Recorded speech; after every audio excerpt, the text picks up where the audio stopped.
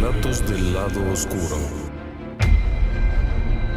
Presenta Los ojos de la pantera.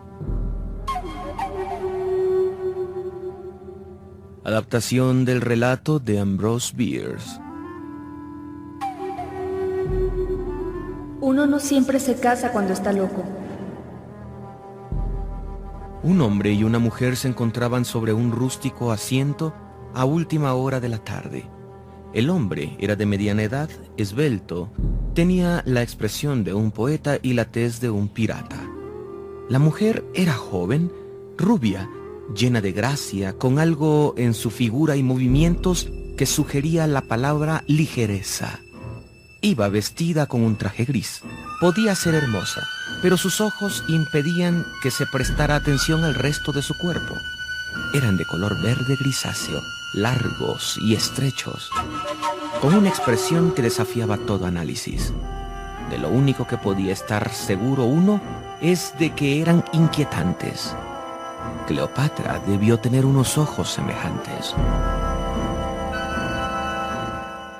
Cierto, Dios sabe que te amo, pero casarme contigo, eso no puedo ni podré hacerlo. Irene, ya me has dicho eso muchas veces, pero siempre me has negado cualquier explicación.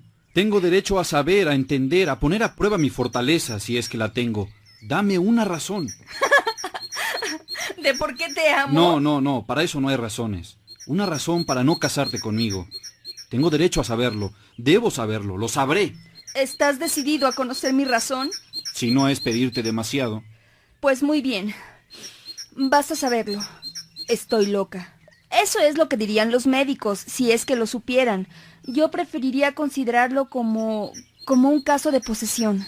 Siéntate y escucha lo que voy a decirte. En silencio, el hombre volvió a sentarse a su lado. Frente a ellos, en el lado oriental del valle, las colinas estaban enrojecidas ya por el atardecer, y la quietud a su alrededor tenía esa peculiar cualidad que anuncia el crepúsculo. La solemnidad misteriosa y significativa del momento se había transmitido de alguna manera al estado de ánimo del hombre. En el mundo espiritual hay lo mismo que en el material, signos y presagios de la noche. Procurando no mirarla fijamente a los ojos, pues siempre que lo hacía así tomaba conciencia de un terror indefinible que pese a su belleza felina le producían siempre. Jenner Brathin escuchó la historia que le contó Irene Marlowe. Relatos del lado oscuro. Una habitación puede ser demasiado pequeña para tres, aunque uno esté afuera. Mi padre, Charles Marlowe, fue un pionero del bosque que se sentía bien en las soledades selváticas que se extendían a lo largo del Mississippi, compartiendo con mi padre los peligros, las durezas y las privaciones de aquella vida extraña en una cabaña de leños. Estaban su esposa y su hija, a quienes se sentía apasionadamente unido.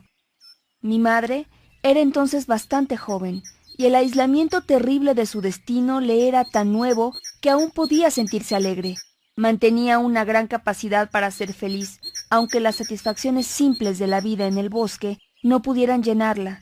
El cielo la había tratado honorablemente, pues sus necesidades se veían provistas con las tareas ligeras de la casa, su hija, su esposo y algunos libros absurdos. Una mañana de mediados de verano, mi padre tomó su rifle para salir a cazar. Tenemos suficiente carne. No salgas hoy, por favor. Anoche tuve un sueño terrible. No puedo recordarlo, pero estoy casi segura de que si sales fuera, sucederá en realidad. Intenta recordar, anda. Quizás soñaste que Baby había perdido la facultad de hablar. Anda, nena, suelta mi capa. Está bien, vete ya. Mi padre salió besando a mi madre y a la niña, y salió de la casa cerrando para siempre la puerta a la felicidad. Al caer la noche, mi papá no había regresado.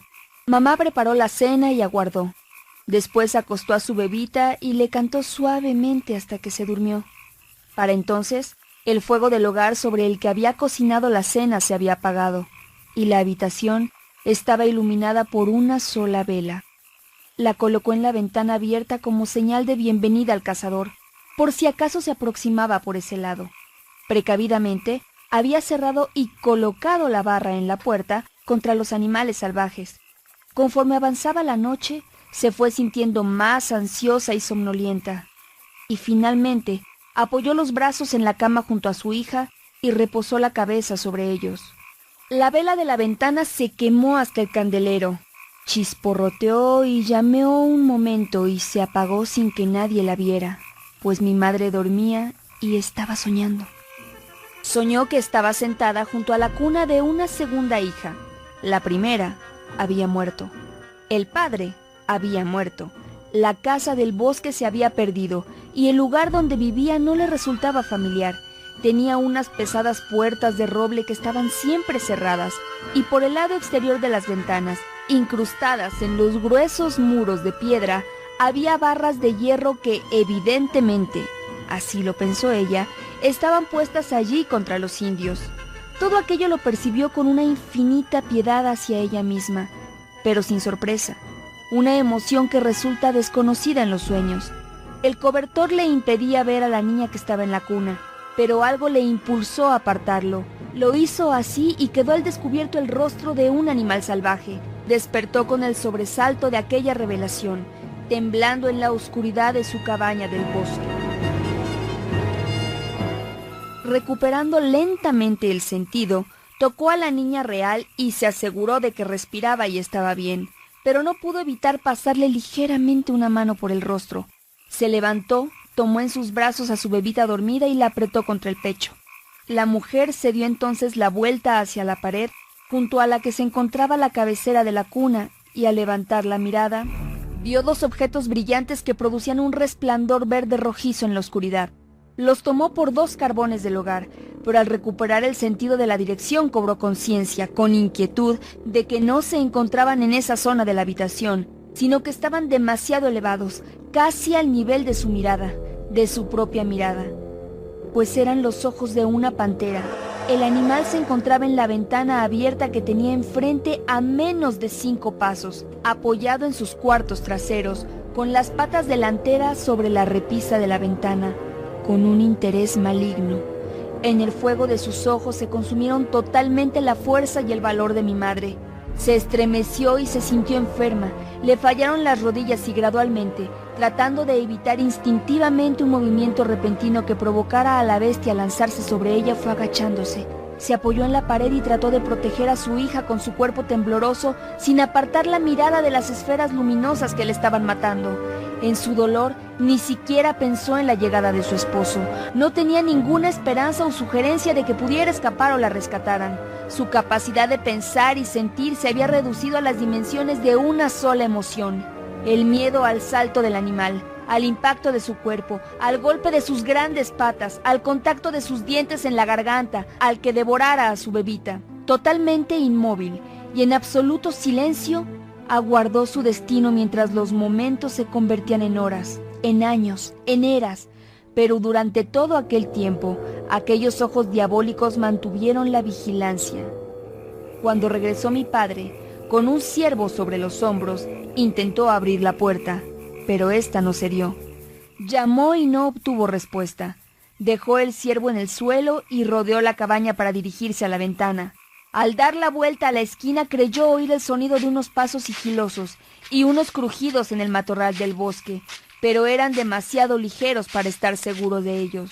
Se acercó a la ventana y se sorprendió de encontrarla abierta, pero pasó una pierna por encima de la repisa y entró a la cabaña.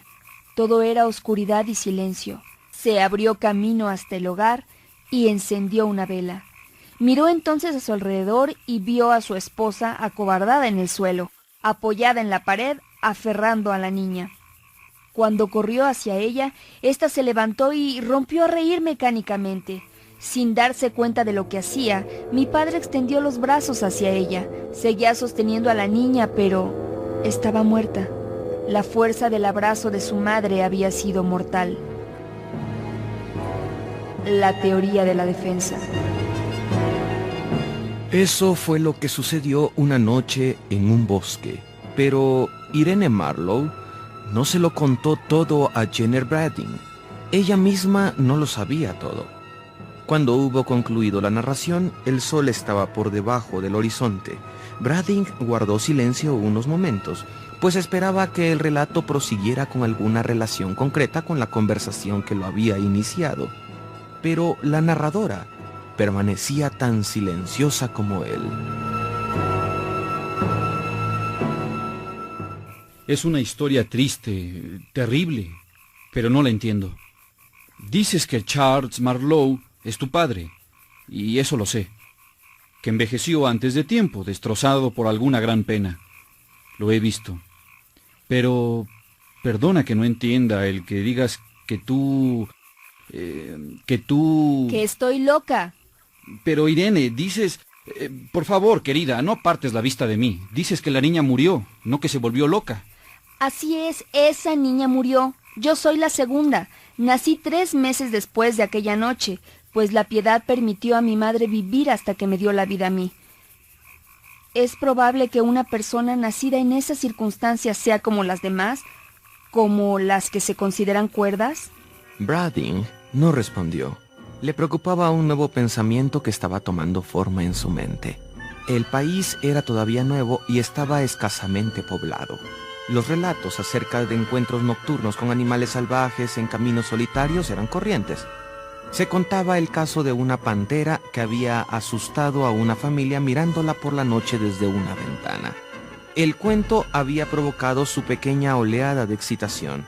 Incluso había ocupado un espacio en un periódico local. Brading no le había prestado atención, pero la semejanza con la historia que acababa de escuchar le impresionó.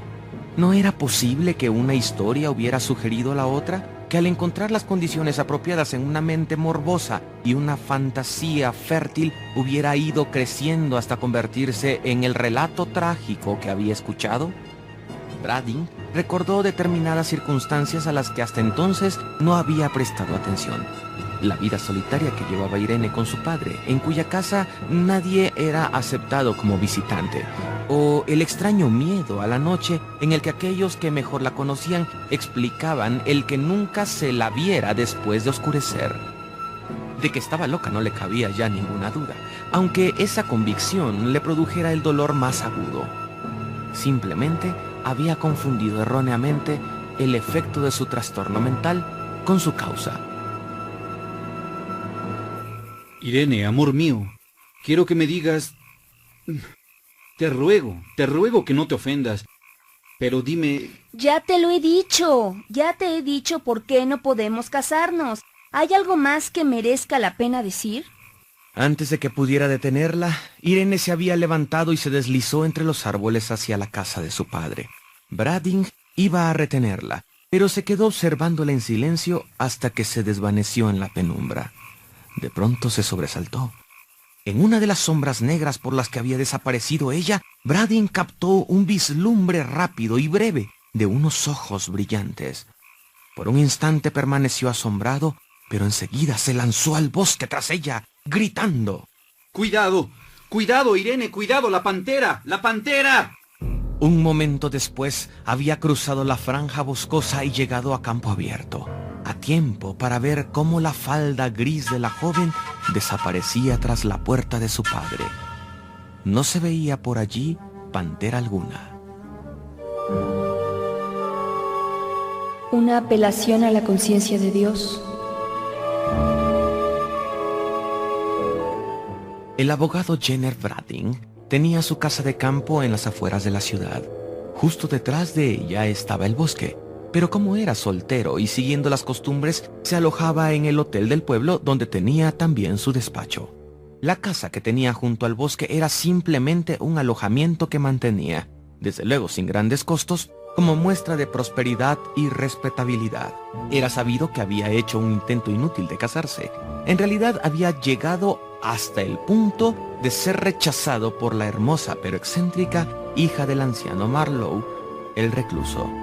El dormitorio de Brading se encontraba en la parte posterior de la casa. con una sola ventana que daba al bosque. Una noche le despertó un ruido en la ventana. Apenas pudo saber de qué se trataba. Con una pequeña conmoción nerviosa, se sentó en la cama y cogió el revólver que había puesto bajo la almohada. La habitación se encontraba en una oscuridad total, pero no sintiéndose aterrado, supo a dónde dirigir la mirada y aguardó en silencio lo que pudiera suceder. Pudo discernir entonces oscuramente cómo se abría una zona en la que la oscuridad se volvía más ligera. Después aparecieron dos ojos relucientes que ardían con un brillo maligno. A Bradin el corazón le dio un vuelco y luego pareció quedársele inmóvil. Un escalofrío recorrió su columna y los cabellos. Sintió que la sangre abandonaba sus mejillas. No fue capaz de gritar ni para salvar su vida. Pudo sentir cierto temblor en su cuerpo cobarde, pero su espíritu era el de un material más duro. Lentamente, los ojos brillantes se elevaron con un movimiento que parecía de aproximación. Y lentamente también, la mano derecha de Bradin sostuvo la pistola. Cegado por el destello y aturdido por el hecho, Bradin escuchó el grito salvaje y profundo de la pantera, aunque le pareció sonar muy humano y le sugirió algo diabólico. Saliendo de la cama, se vistió rápidamente y con la pistola en la mano salió y se encontró con 2 o 3 hombres que llegaban corriendo desde la carretera. Está bien, abogado Brading. Sí, era una pantera. Le disparé. Miren aquí está el rastro de su paso. Enfoque la linterna a esos arbustos, mire. Sí, tiene razón. Por allá se fue. Sigámosla. ¿Se encuentra bien? ¿Se encuentra bien? Sí, solo resbalé, pero mis manos se han manchado de sangre. Supongo que sí logró herir al animal. Mire, nosotros no estamos armados y una pantera herida no es precisamente amigable. Está bien. Continuaré solo. Llevo la linterna y la pistola. Ande. Jenner Bradin se introdujo valientemente en el bosque. Tras cruzar una zona difícil por el matorral bajo, llegó a un pequeño claro y ahí encontró recompensa a su valor, pues vio el cuerpo de su víctima. Pero no era una pantera. Eso es lo que se ha contado. Así lo testiguó durante muchos años la presencia diaria de la figura encorvada y de rostro apenado del anciano Marlowe, junto a una lápida gastada por el tiempo del cementerio del pueblo, a cuya alma y a la de su extraña e infeliz hija, la lápida desea paz y reparación. Relatos del lado oscuro. Los ojos de la pantera, Ambrose Bierce. El relato Los ojos de la pantera de Ambrose Bierce se publicó originalmente en la colección Cuentos de soldados y civiles en 1892. En estos relatos, Bierce ocupó la interrupción de la línea temporal, la provocación de lo irreal a partir de un fuerte anclaje en los detalles realistas, la ironía y el humor amargo. Algunos críticos han encontrado similitudes en los cuentos de soldados y civiles de Bierce y determinados relatos de Julio Cortázar. Tanto Bierce como Cortázar recibieron la influencia de Edgar Allan Poe, aunque Bierce lo haya negado irónicamente. El biógrafo de Bierce, Carey McWilliams, destacó que Bierce tenía de Poe el propósito de producir una impresión dominante en sus relatos. Cortázar, por su lado, admitió la fuerza narrativa del autor de Berenice, pero contrario a Poe, Bierce aspiró a la claridad, la precisión y la simplicidad expresiva. Al mismo tiempo, Ambrose Bierce inspiró el carácter neofantástico de Julio Cortázar, en el cual el ser humano mismo, y no solo los acontecimientos, se convierten en objeto fantástico. Existen varias coincidencias estético-literarias entre Bierce y Cortázar, como por ejemplo el cuento de Cortázar La noche boca arriba, con el cuento de Bierce Un incidente en el puente sobre el río Owl. Asimismo, el relato Blow Up de Cortázar remite al relato de Bierce Los ojos de la pantera. El relato Los ojos de la pantera ha sido llevado a la pantalla cinematográfica en varias ocasiones. La primera producción, realizada en el año 1942 y dirigida por Jacques Tourneur, fue Cat People, traducida como La Mujer Pantera. Tanto el relato original de Ambrose Bierce como la película tienen remembranzas míticas de mujeres animales que en Grecia eran condenadas por su maldad. Además, pueden ser identificados algunos elementos en la historia bajo el psicoanálisis, como el deseo, la represión, la animalidad y el sexo.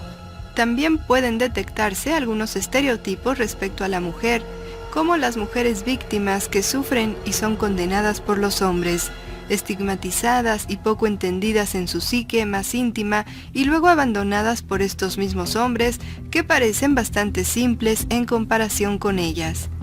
La película La Mujer Pantera es una historia de deseo y curiosidad por la mujer. En esta cinta, Irena es una mujer serbia, de mirada perdida y curiosa fisonomía. En ella habita la maldad, esperando salir o no dejándola vivir en paz. Pues según una extraña leyenda de su pueblo sobre la maldición de las mujeres panteras, al tener su primera relación sexual, se comería vivo a su esposo. Un remake de Cat People fue filmado por Robert Wise con el título de The Curse of the Cat People, y en la década de los 80 realizó otro Paul Schrader con Natasha Kinski.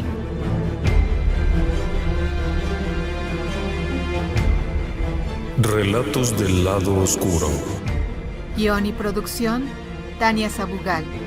Voces: José Ramón Cantalapiedra, Michel Marín, Rosa Águila, Carlos Zárate, Yolanda Lemus, Eduardo Sabugal, Laura Gaeta y Alejandro Estrada.